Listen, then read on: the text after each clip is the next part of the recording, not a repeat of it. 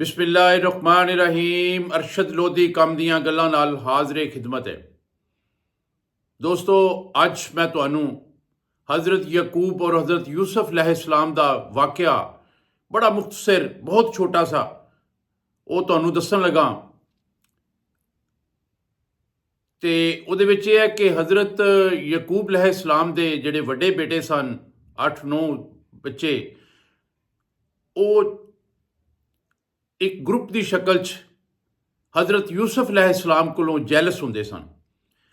वजह यह सी कि हज़रत यूसुफ अलैहिस्सलाम छोटे सन ते बहुत प्यारे सन, ते इस वास्ते हज़रत यकूब अलैहिस्सलाम उहदे नाल बहुत प्यार करते सन। जैलसपन की इंतहा यह सी कि उन्होंने हज़रत यूसुफ अलैहिस्सलाम नूं कतल करन दा प्रोग्राम बना लिया। वालद कोलों इजाज़त मंगी, वालद ने इजाज़त ना दी क्योंकि उन्होंने नीयत दे विच फतूर नज़र आ रहा सी। लेकिन उन्होंने बहुत ज़्यादा मिन्नत समायत करके, बड़े इतमाद दिला के, बड़े यकीन दहानी करा के उन्होंने कोलों इजाज़त तलब की ते हज़रत यूसुफ अलैहिस्सलाम नूं लैके जंगल की तरफ रवाना हो गए। जंगल च जाके उन्होंने हज़रत यूसुफ अलैहिस्सलाम नूं एक खूह दे विच, जिहड़ा एक वीरान खूह सी, उहदे विच सट दिता। जिसले उहदे विच सट दिता ते आप चले गए। वापस आके उन्होंने उहदे कपड़े जिहड़े सन वो समेट ले, उन्होंने कपड़े उतार ले उन्होंने, और आके हज़रत यूसुफ यकूब अलैहिस्सलाम नूं ये पैगाम दिता कि भाई छोटे नूं यूसुफ नूं जिहड़ा बेड़िया हुंदा है उन्हें खा लिया। हज़रत यकूब अलैहिस्सलाम बहुत परेशान हुए। उन्होंने बेड़िए नूं तलब किया। बेड़िए ने कहा कि ए यकूब, अगर असा यूसुफ नूं खाधा होए तो असी 14वीं सदी के मौलवियों च उठीए। ए जिहड़े अजकल के 14वीं सदी के मौलवी ने, इन्हां दी मिसाल दी। जिहड़े अजकल एक दरिंदे बने हुए ने, बच्चियां नूं नोच रहे हैं, बच्चियां नूं नोच रहे हैं, अपनी हबस का निशाना बना रहे हैं, अपनी मालो दौलत बना रहे हैं, गरीबों का हक चूस रहे हैं। यह वो 14वीं सदी के मौलवी सन।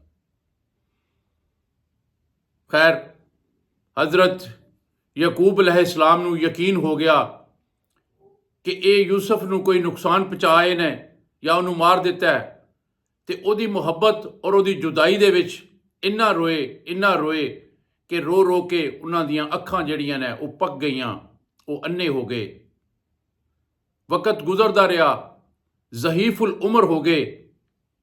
इधर यूसुफ अलैहिस्सलाम बादशाह बन गए।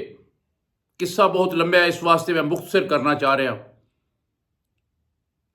वक़्त की रफ्तार एडी तेज़ सी कि 32 साल गुजर गए। हज़रत यूसुफ अलैहिस्सलाम अपने वालद नूं मिलने वास्ते उन्हां दे कोल आए। जिसले कोल आए, हज़रत यकूब अलैहिस्सलाम ने हज़रत यूसुफ अलैहिस्सलाम की खुशबू सूंघी, क्योंकि अन्ने हो गए सन। अखां जिहड़ियां सी उन्हां दी रोशनाई खत्म हो गई सी। उन्हां नूं सीने लाया। सीने ला के बेयारो मददगार इस कदर रोए कि हज़रत जबरील अलैहिस्सलाम थले आए। उन्होंने वेख्या कि हज़रत यकूब अलैहिस्सलाम बहुत ज़्यादा रो रहे हैं।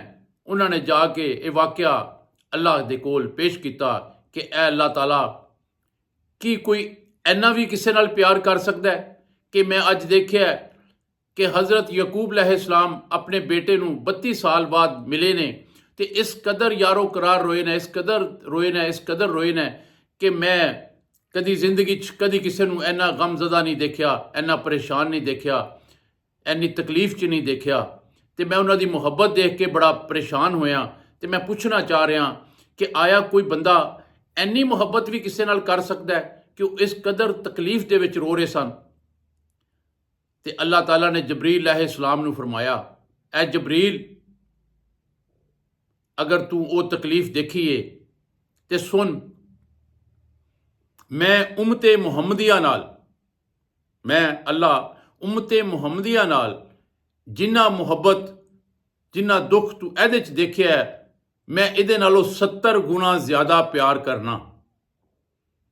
तो दोस्तों, ਅਸੀਂ ਖੁਸ਼ਕਿਸਮਤ ਉਹ ਉਮਤ ਹਾਂ ਜਿਨ੍ਹਾਂ ਨੂੰ ਅੱਲਾ 70 ਗੁਣਾ ਜ਼ਿਆਦਾ ਪਿਆਰ ਕਰਦਾ ਹੈ ਆਪਣੇ ਮਾਂ-ਬਾਪ ਦੀ ਮੁਹੱਬਤ ਤੋਂ ਵੀ। ਤੇ ਅੱਲਾ ਪਾਕ ਦਾ ਸ਼ੁਕਰ ਅਦਾ ਕਰੀਏ ਕਰੋੜਾਂ ਵਾਰੀ, ਤੇ ਉਹ ਵੀ ਘੱਟ ਏ ਕਿ ਅਸੀਂ ਨਬੀ ਕਰੀਮ ਸੱਲੱਲਾਹੁ ਅਲੈਹਿ ਵਸੱਲਮ ਦੇ ਉਮਤੀ ਹਾਂ ਤੇ ਅੱਲਾ ਸਾਡੇ ਨਾਲ ਮਾਂ-ਬਾਪ ਤੋਂ 70 ਗੁਣਾ ਜ਼ਿਆਦਾ ਪਿਆਰ ਕਰਦਾ ਹੈ। ਇੱਕ ਮਾਂ-ਬਾਪ ਦਾ ਪਿਆਰ ਹੀ ਮਾਣ ਨਹੀਂ ਹੈਗਾ, ਤੇ ਫਿਰ ਉਹਨੂੰ 70 ਜ਼ਰਬੇ ਕਰ ਲਓ ਤੇ ਉਹਦਾ ਤੁਸੀਂ ਅੰਦਾਜ਼ਾ ਲਾਉਣਾ ਵੀ ਮੁਸ਼ਕਲ ਹੋ ਜਾਏਗਾ। ਗੱਲ ਪਸੰਦ ਆਈ ਹੋਏ ਲਾਈਕ ਕਰ ਦਿਓ, ਸ਼ੇਅਰ ਕਰ ਦਿਓ। ਜਿਹੜੇ ਦੋਸਤ ਚੈਨਲ 'ਚ ਨਵੇਂ ਨੇ ਸਬਸਕ੍ਰਾਈਬ ਕਰੋ, ਚੈਨਲ 'ਚ ਸ਼ਾਮਲ ਹੋ ਜਾਓ। ਬਸ਼ਰਤੇ ਜ਼ਿੰਦਗੀ ਕੱਲ ਫਿਰ ਇੱਕ ਪਿਆਰੀ ਤੇ ਮੁਖਤਸਰ ਔਰ ਅੱਛੀ ਗੱਲ ਨਾਲ ਫਿਰ ਹਾਜ਼ਰ ਹੋਵਾਂਗਾ। ਕੱਲ ਤੱਕ ਇਜਾਜ਼ਤ ਚਾਹਨਾ। ਅੱਲਾ ਹਾਫਿਜ਼।